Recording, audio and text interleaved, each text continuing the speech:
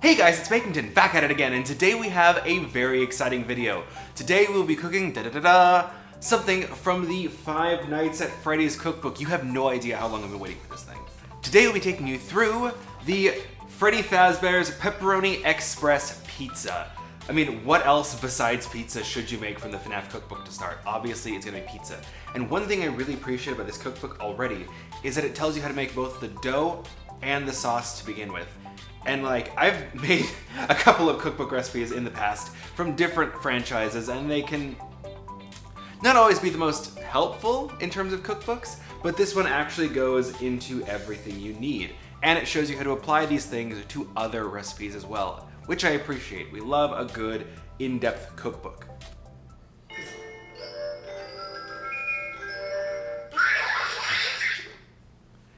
For those of you who don't know, I am a huge Five Nights at Freddy's fan. I have played the games, I have the cookbook now. You have no idea how long I've been waiting for this cookbook, how long I've been waiting for this movie. After this I have to go and leave because I'm going to be heading off to the movie, so if I seem like I'm rushing, that's why.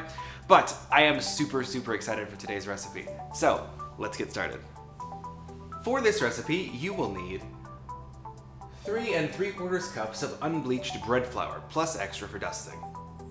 2/3 of a cup of fine semolina, 1 teaspoon of salt, 1 teaspoon of sugar, a generous 1½ cups of lukewarm water, 2 1/4 teaspoons or 1/4 ounce or 7 grams of dried yeast, which, for those of you who are not using jar yeast, that is 1 packet of yeast, and 4 tablespoons of olive oil. Add the yeast and that's the salt and the sugar to your water, and mix with a pig whisk.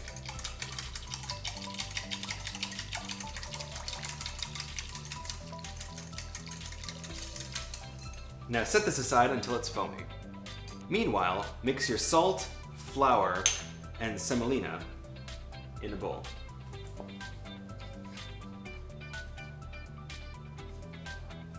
And now we'll just wait for that yeast to get going.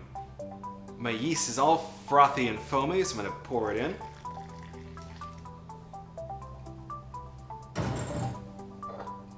Along with 4 tablespoons of olive oil.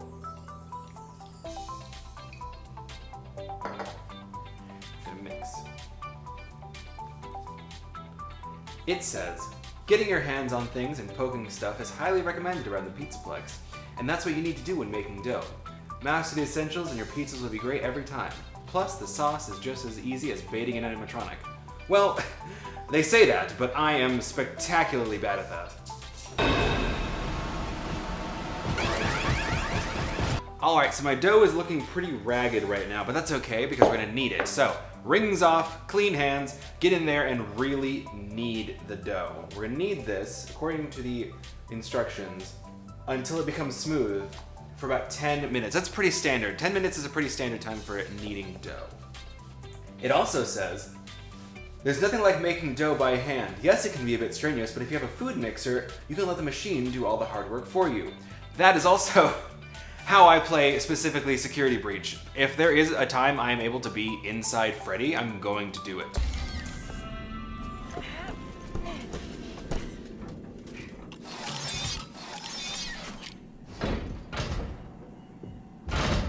Because I am notoriously bad at sneaking. Staff bots get me every time. Security bots, the little Swiffer bots, all of them. Ugh, God. I swear, there is no part of that game that I lose at more than when I have to like avoid Chica when she's like broken, or when I have to do the thing with Roxanne Wolf after she loses her eyes. Like I can't tell you how many times I've lost doing that.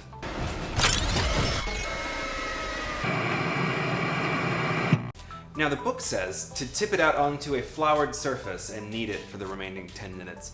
But honestly, it's not terribly sticky. I don't feel like I need any flour. You don't really want to add too much flour to dough. If it's like this kind of postage stamp sticky where it leaves your hands fairly clean, I'm just gonna keep kneading it in the bowl. Alrighty, we've got ourselves a nice ball of dough. It's very springy, as you can see. It pokes. You poke it and it pushes back like that. It feels very smooth. It's not lumpy or ragged. It looks very nice. So now the book says to oil your bowl, place your dough, and cover it, and leave it somewhere to rest to double in size, which should take about an hour. Now let's work on the sauce. All right, now our dough is doubling in bulk somewhere off into the ether. In the meantime, it's time to make the Easy Plex pizza sauce. I was looking at this recipe, first of all, before we get underway, and I saw that it was another one of these recipes similar to the Neopets cookbook, for those of you who watch our Neopets videos. It's another one of those sauces where they don't cook the sauce. It is just mixed tomatoes with some oregano and some salt and pepper. Bing, tomato sauce. I guess, but like, what is it with these cookbooks, these like franchise cookbooks, and not wanting to cook sauces? I get like not using the stove if this is for children, but first of all, if you're letting your 5-year-old play FNAF, like, first of all, goals parenting, but 2, you should be watching them do this stuff. You should be there with them to use the stove. I get not wanting your little children to be actually making stuff on the stove, but parents, I imagine since this is gonna go in the oven, you probably need parents as well, so why not just cook the sauce? Anyway, rant over, let's get underway. For this recipe, you'll need a 14-ounce tin of chopped tomatoes,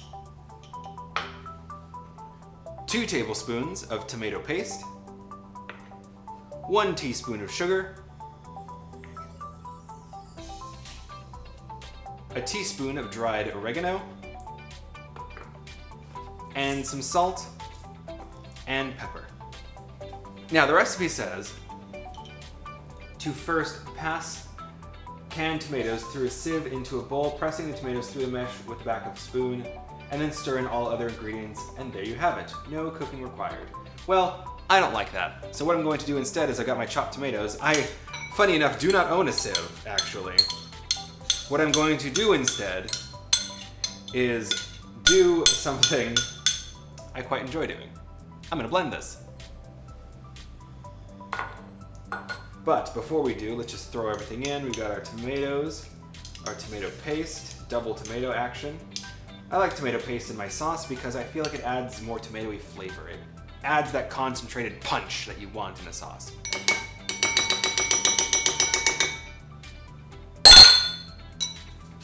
Sugar, help cut some of that harshness from the canned tomatoes. A bit of salt, we're gonna use the fancy salt for this.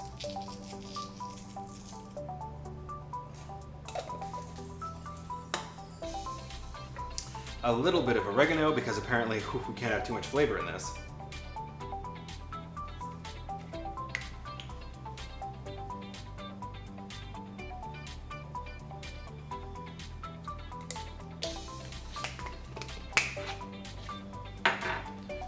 And some pepper.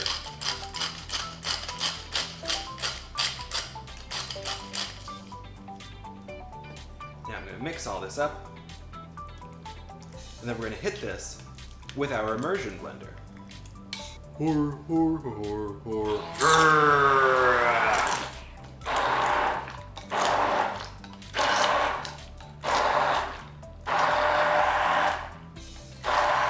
All right, everyone, we are back. Now, let's have a look at this puffed up dough. Ready? Ooh, look at that. It's all big and puffy. Now, let's do this slow motion. Ready? I'm gonna punch the dough now. 3, 2, 1.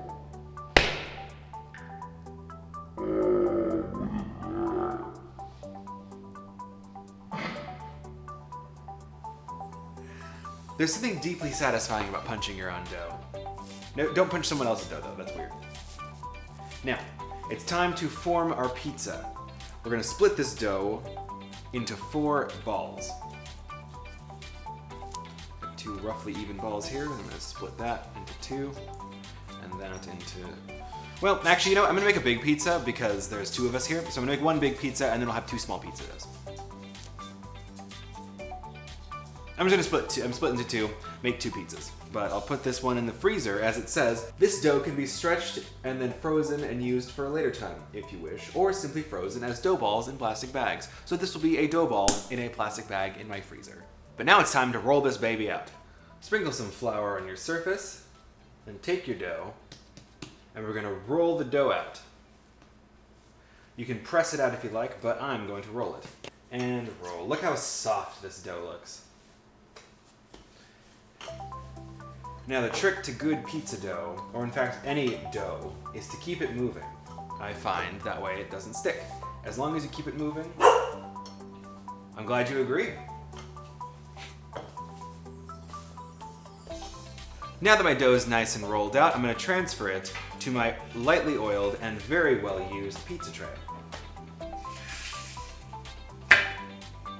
Well, ta-da, perfect fit. Well, almost perfect, but that's fine. Now, let's talk toppings. We've got our sauce here from earlier, which is just tomatoes and tomato paste, and oregano, salt, pepper, and sugar. No garlic, no pepper flakes, no basil, no marjoram, no parsley. But you know what? If it's good enough for Freddy Fazbear, it's good enough for Lord Bakington. This pizza sauce should do 8 pizzas, or, I suppose, in our case then, 4 of these size pizzas, because the dough was supposed to be divided into quarters instead of halves. So this should be a slightly smaller pizza, but that's okay. I have more than myself to feed. That's good. Do you like saucy pizza? I'm not so much. Now, let's talk cheese. I got myself some shredded mozzarella here. We're just gonna sprinkle that around.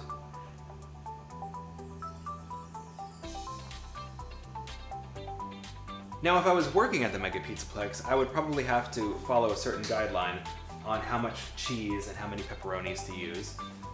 But we're gonna measure with our heart. I'm gonna add on my pepperoni. Not to be confused with Soda-roni, which is a new soda apparently in the FNAF world, although I'm gonna just go ahead and stick with Fizzy Faz.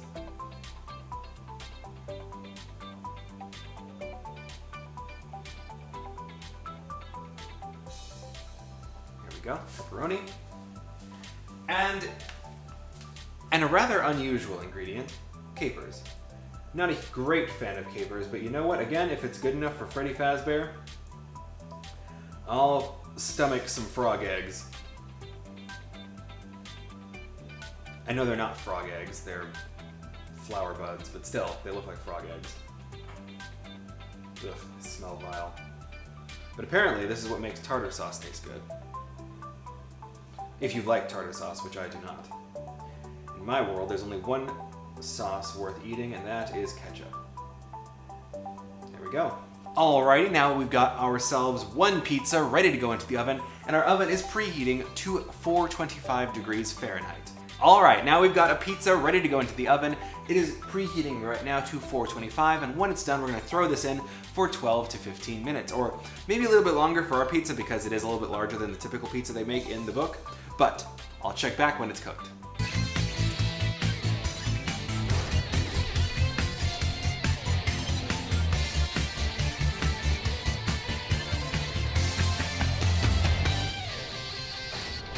Alright, and here we have our pizza fresh from the oven with some arugula sprinkled on top because that's what the book recommends. And I gotta say, arugula and capers on a pepperoni pizza isn't necessarily my idea of a good time. However, I am quite keen on trying this because this does look like something that you'd find in like a cool restaurant, like a hip restaurant where they put like a whole salad on top of your pizza, you know?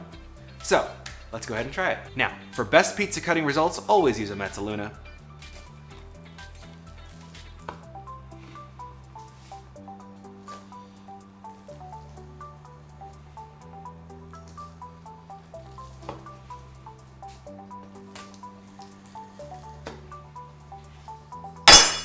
Alrighty, let's try this bad behavior.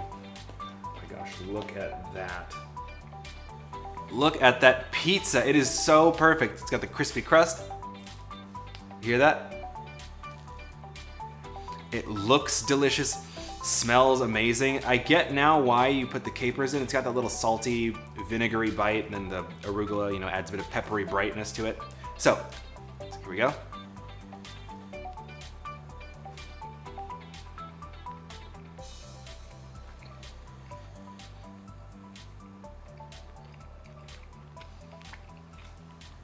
Okay, hold on.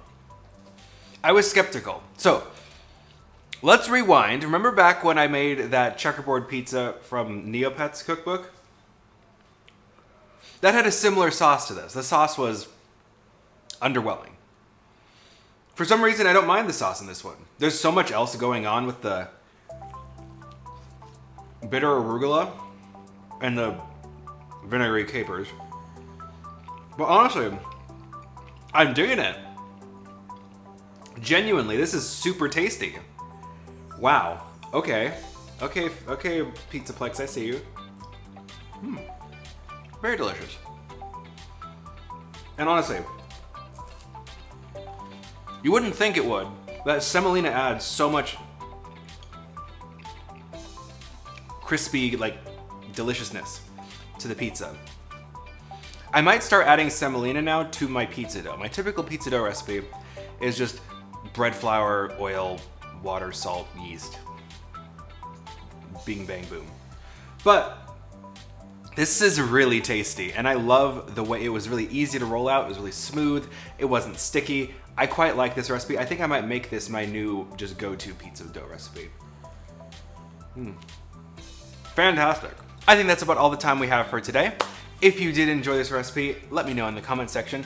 Like, comment, subscribe, let me know what you thought of this recipe, what you would have put on your pizza. I'm a big fan of pepperoni. I'm a pepperoni purist, but you might have a different idea of what you like on your pizza.